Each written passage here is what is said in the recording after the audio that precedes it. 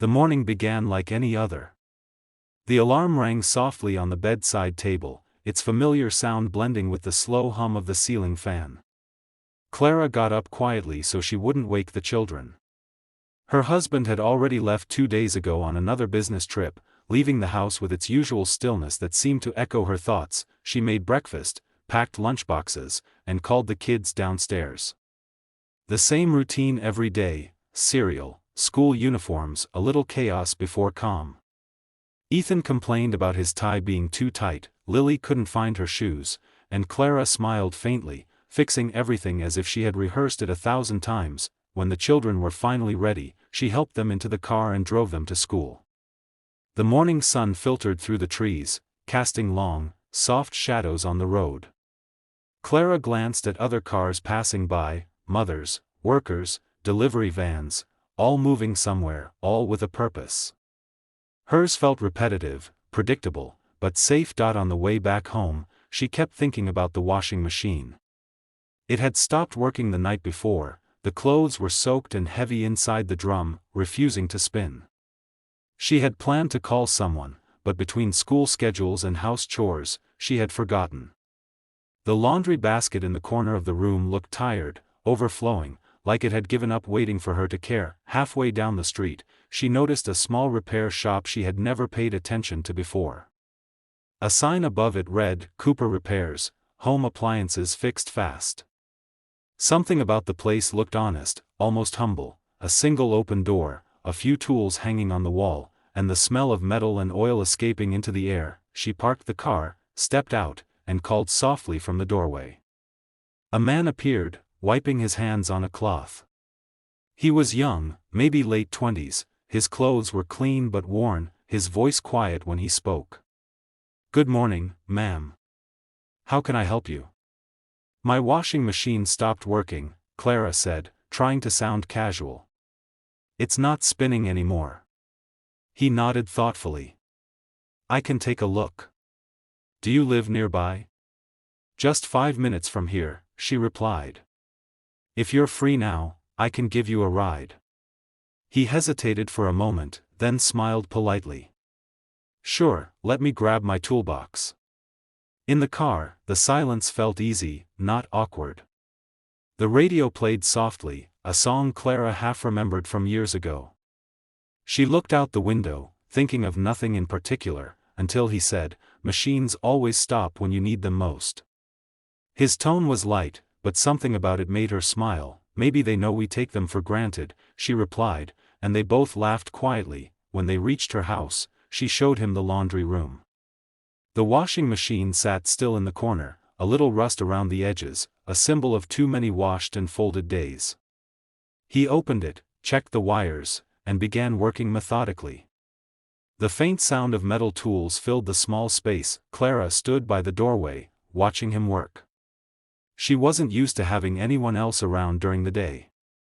Her husband, Mark, traveled most weeks, and the house often felt like a museum of unfinished conversations, photos on the wall, a half-used coffee mug, messages sent but unanswered. Ryan, that was his name, she had noticed it on his shirt, didn't talk much, but when he did, his words were measured, thoughtful. He asked about the house, the area, how long they had lived there.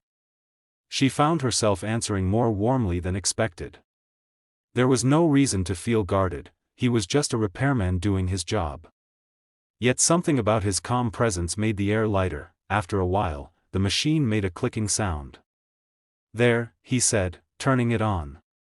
It whirred to life, spinning gently, almost like breathing again. Clara felt an unexpected relief. "You fixed it already?"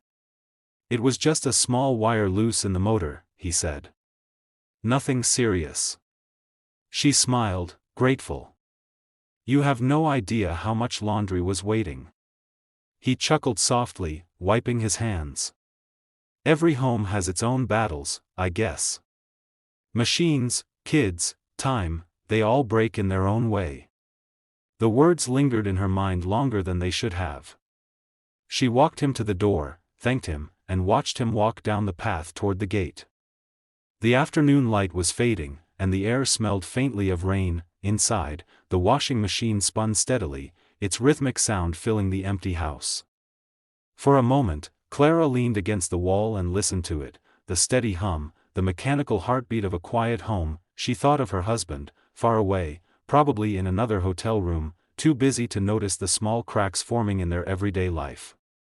She didn't feel angry, only tired. Later that evening, after the children were asleep, she sat alone in the living room, the house silent except for the distant sound of water draining from the washer. Her eyes fell on the business card he had left on the counter, Ryan Cooper, appliance repair. She turned it over in her hand once, twice, before placing it back on the table. There was no reason to keep it close, and yet she didn't throw it away. Something about the name, simple, quiet, stayed with her as she switched off the lights and went to bed. That night, she dreamt of waves, endless and soft, washing away old sounds, a phone ringing, a door closing, and the faint whir of a machine spinning in perfect rhythm. The next few days passed in an uneasy haze. Sophia returned to her duties as if nothing had happened, but Derek's face lingered in her thoughts. His words echoed late at night, replaying in a loop she couldn't silence. She had dealt with criminals her entire career, but none had unsettled her like him. Normally, a case would be neatly tied up, arrest made, report filed, justice served. Yet with Derek, there was no closure. He had left her with a choice, a temptation that gnawed at her sense of morality. At work, her colleagues joked in the break room, sharing stories about drunks, traffic stops, and petty thefts. Sophia smiled along, but inside, she felt distracted, restless. When she sat across from her husband Michael at dinner, she noticed how little they spoke. He tapped endlessly on his phone, half listening to her attempts at conversation. He didn't notice her distance, didn't sense the turmoil raging inside her. He was too consumed with quarterly reports and business trips to see that his wife was slipping further from him each day. Sophia caught herself studying Michael's face one night as he slept. Once, she had loved him with unshakable certainty. Now, she saw a stranger lying beside her, a man who barely touched her anymore, except in routine gestures. It wasn't anger she felt, but an ache, an emptiness that left her vulnerable. She hated to admit it, but Derek had cracked something open inside her, something she could no longer ignore. One evening, while driving home, she noticed a figure leaning casually against a lamppost near her street. Her pulse quickened before her eyes confirmed what her instincts already knew: it was Derek. He wasn't hiding this time. He wasn't sneaking around like a thief. He stood there openly, as though he belonged in her neighborhood, waiting for her. Against her better judgment, she slowed her car and pulled over. He walked toward her with the same calm confidence that had unsettled her before. She rolled the window down halfway, keeping her voice sharp. "What are you doing here?" "I wanted to see you," he said simply. "You didn't call the cops. That tells me something." "You're playing a dangerous game," she warned. "Maybe," he admitted. "But so are you." His boldness infuriated her, yet it also stirred something she didn't want to name. She should have told him to leave, but instead, she let the silence stretch between them. Finally, she unlocked the passenger door. He slid into the seat without hesitation. They drove aimlessly for a while, the hum of the engine filling the spaces between them. Derek told her bits of his story, how he had lost his job, how debts had pushed him into desperation, how he hated what he had become. His words weren't excuses, they were confessions. And Sophia, against all reason, listened with empathy. "You don't seem like a thief," she said quietly. "I'm not," he replied. "At least, I don't want to be. But life has a way of pushing people into corners." She glanced at him, catching the sincerity in his eyes. It unsettled her even more than his audacity. This wasn't a man defined only by his mistakes. There was something raw and human in him, something that mirrored her own quiet desperation. They parked by a quiet stretch near the river. The city lights shimmered on the water, casting shifting reflections. The air was cool, carrying the scent of autumn leaves. Sophia knew she shouldn't be there, shouldn't be alone with him, but she didn't move. Derek leaned back, his gaze never leaving her. "You've got everything," he said softly. A career, a home, a husband. But you don't look happy. Her breath caught. You don't know me. Maybe I don't, he admitted. But I know what it looks like when someone's starving inside. His words struck her like a blow. She turned away, staring at the rippling water, trying to steady her thoughts. She wanted to argue, to push him away, but deep down, she knew he was right. The silence between them grew heavier, charged with unspoken tension. When Derek reached out, brushing his fingers lightly against hers, she didn't pull away. The simple touch sent a jolt through her, awakening something she had long buried. It wasn't the touch of a thief or a stranger, it was the touch of someone who saw her in a way Michael hadn't in years. Sophia closed her eyes, torn between reason and desire. She thought about her vows, about her badge, about the life she had built on discipline and control. But all of that felt distant, almost irrelevant, in this stolen moment. She felt alive, trembling with a dangerous excitement she hadn't felt in so long. When she finally turned back to him, their eyes met, and she knew she had already crossed a line. The world outside, the law, her marriage, her reputation, faded into the background. What remained was the heat of temptation, the intoxicating pull of secrecy. She leaned closer, her voice a whisper barely louder than the wind. "This can't happen," she said, though her actions betrayed her words. "Then why are you here?" Derek asked, his tone low, steady, almost challenging. Sophia had no answer. She only knew that in that moment, for reasons she couldn't explain, she didn't want to stop. Later, when she finally drove home, her hands still trembled on the steering wheel. Michael was already asleep, the house quiet and unchanged, as though nothing unusual had happened. But Sophia knew everything had changed.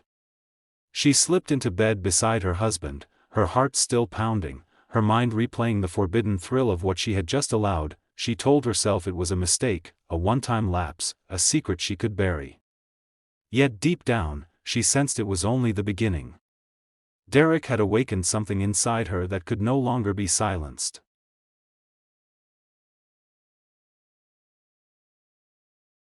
The next morning, Ethan woke to the soft glow of sunlight filtering through the curtains. He stretched and yawned, feeling both rested and slightly anxious about what the day might bring.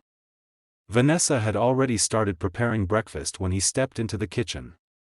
The smell of fresh bread and brewed coffee filled the room, making the space feel even warmer and more inviting. "Good morning, Ethan," Vanessa said with a smile, her voice calm and comforting. "Sleep well?" "Yes, thank you," he replied, returning her smile, a little shyly. He noticed the gentle way she moved around the kitchen, the ease with which she handled the pans and dishes, and couldn't help but admire her grace.